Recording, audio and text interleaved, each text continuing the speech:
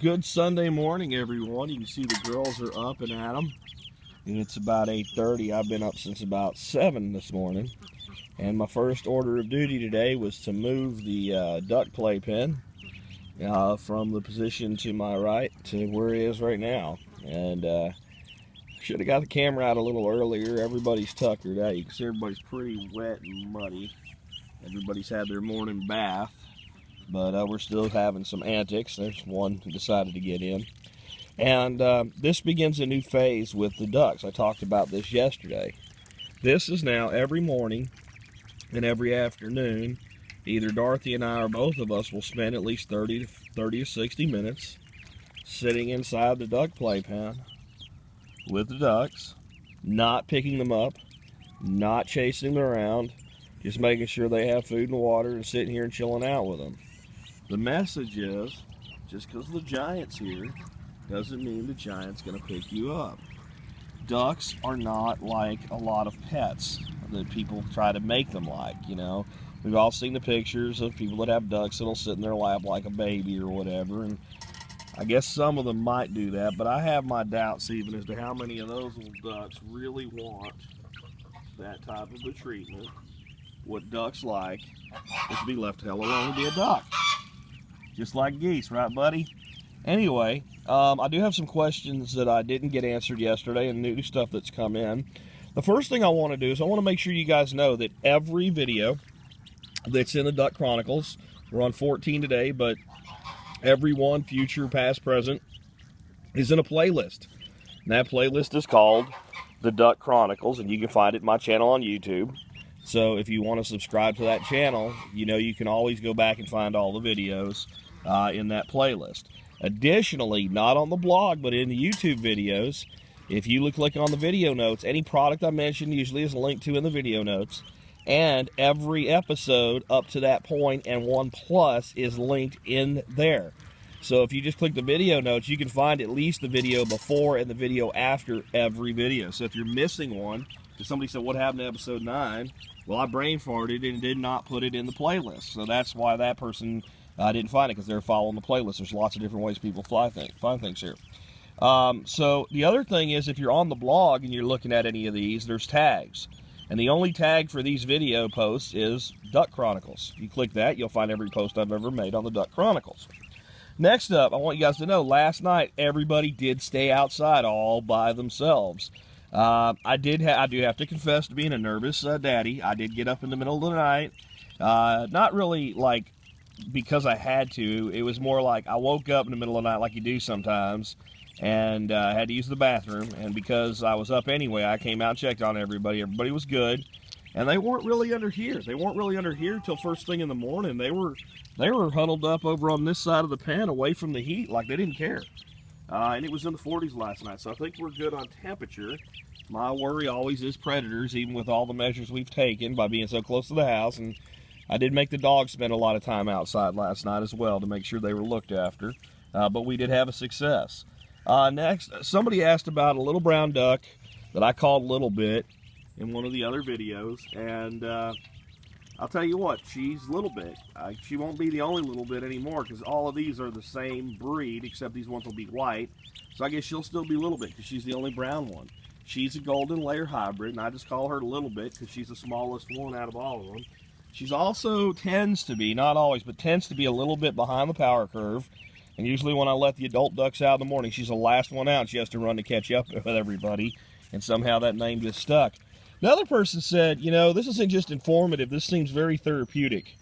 It is. It definitely is, especially at this point for me now. Once we get them out of the brooder's where all the work is. This is not much work. All I have to do now is refill that water a couple times a day, keep their feeders topped off, and make sure that everybody's okay, and make sure when I move this thing I don't squish anybody. And I forgot to tell you how I do that, so I will today in just a second. But I mean, this is where it gets easy for me. I get to sit out here and bond with my girls and make sure they know that I don't mean them any harm and that I'm safe, and we get to hang out with each other. And so this is where it gets easy for me. And I spent a lot, there's the part of the barnyard payasos there coming across, and I get to spend a lot of time with them too. I go out and dump their kiddie pools every day and fill them up, and they get really excited when that's happening. So that's all very therapeutic. When I'm not shooting video and I'm filling kiddie pools, I usually sit in a chair like I am right now, and that's when I read, you know, my books on my Kindle and what have you, just bonding with my animals. And it is therapeutic. And it's one thing that I think people don't think about with the benefits of raising livestock is how therapeutic it is, and how, well, the TV just ain't that important to me at this point. I'm really more interested in what these guys are doing. Avoiding crushed feed. Here's how I do that right now. You can see that they like that water. When I first get ready to move, I take those and I throw them outside of the pen, and I clean one out. And I keep one dead center at the front so the thing's moving that way. And they're really attracted to that. And then I pull the table up as far as I can. I get all their food and everything else out of the way. Anything that I don't get outside, I put up on top of the table. I move the table, and then I move the cage on the left and the right, and the left and the right, or front and back, however you want to think about it, a little at a time, and try to make sure nobody's on that side. And if anybody is, I use my giant powers to force them around the other way and get them up toward the front. I keep moving that water, and I do that first thing in the morning, because that way they're very excited about their water, because it's clean and fresh, and first thing they have to have their big melee. So that kind of attracts them in that general direction. Over time, they'll, you know, today they just start to figure it out, because it's the first move they were ever part of. That's good grass that they're on right now. They're really eating the heck out of the grass. And as soon as you start moving it, they start realizing, hey, wait a minute, all the good grass is that way. So they start heading in the general direction you want them to anyway, after about a third or fourth move. The other thing is we have a couple geese. That's Buddy and Joe right there.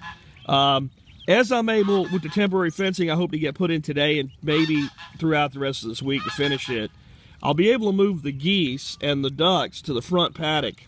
As soon as that happens, I'll be able to give these guys a couple hours of complete freedom every day. I'll open up, you know, one of the corners and let them go out, and that'll start the homing process. And what I'll do then is I'll move the cage while they're out of it. That's the easiest way to do it. And that's been very successful for us doing with ducks, geese, and chickens in the past when we're doing that. Somebody also asked, why don't you want to process your own ducks for you to attach to them? Well, I'll tell you what, I don't ever like killing an animal. Chill out, dude. But I do process my own animals. I don't mind processing them for my own use. What I meant yesterday when I said if I was going to raise any for a meat run... Dude, chill! That's Nemo. Anyway, what I meant yesterday when I said I didn't want to process my own and I would only, you know, run meat runs if I had a processing facility to use, I'm talking about running 50 to 100 ducks and processing them all at once. I just don't have the time to do that much work for meat. I'm happy at this point to cull my additional males. Once I get the scovies starting to brood, you know, hatching out 30, 40 ducks a year, and probably taking half of those as culls and culling them as I need them, I'll do that. I don't enjoy it. I sure don't. These girls, though, don't have to worry about anything. These are all productive layers, and they've got at least a 4-year future on the farm. But it's a time issue, guys. I do want to point out they have shifted from really living on that food that we feed them to grazing heavy, man. These guys, first thing in the morning before I even moved them, they were taking the last tender little shoots of grass pretty aggressively, and when I moved them, boy, they went crazy. In a future episode, I'll try to move the cage for you while Dorothy videos so you can see a little bit more about how they react and how they do that. Someone also asked about Jeff Lawton's idea. Jeff Lawton had discussed over in my food parts putting in some of the larger kiddie pools, the 2-foot deep ones, filling them halfway with soil and growing aquatic plants like rice and duck potato and kangkong and Ipera aquatica and rice and things like that.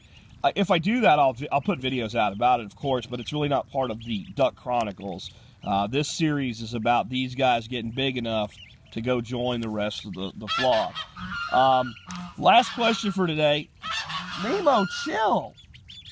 Anyway, last question for today is how do I keep the ducks and chickens from eating and destroying my garden? Here's the answer. The ducks don't require much. The ducks really aren't interested in destroying your garden. They like to go right through there and eat all the grass and weeds right around it. Now, Ben Falk has gardens everywhere at his place in Vermont. He also has ducks everywhere. He says, dude! He says midsummer that when they're all out of slugs and they've hit it up pretty hard, they occasionally will eat some lettuce or some things like that. But he doesn't even have much problem with them there. And the little bit they take, they more than make up for in their willingness to eat pests. And sharing a little with the main bat, but they don't tear anything up. Chickens, the way you keep chickens from destroying your garden, you fence them out. That's about the only way, because they tear it up. That's why we're going to a duck farm, and we are ceasing being a chicken duck farm. Now, I will tell you, geese are a different story, guys. Geese can be a pain in the butt. They will tear things up just to do it, and that's why if you keep it up, you might be going on the smoker soon. We really have to think long-term about our goals with the geese and how to control them. But the ducks, simple paddock fencing will put them where we want them when we want them there. Anyway, hope you enjoyed episode 14 of the Duck Chronicles. Everybody having a good day, getting some sun? All right, we'll talk to you later.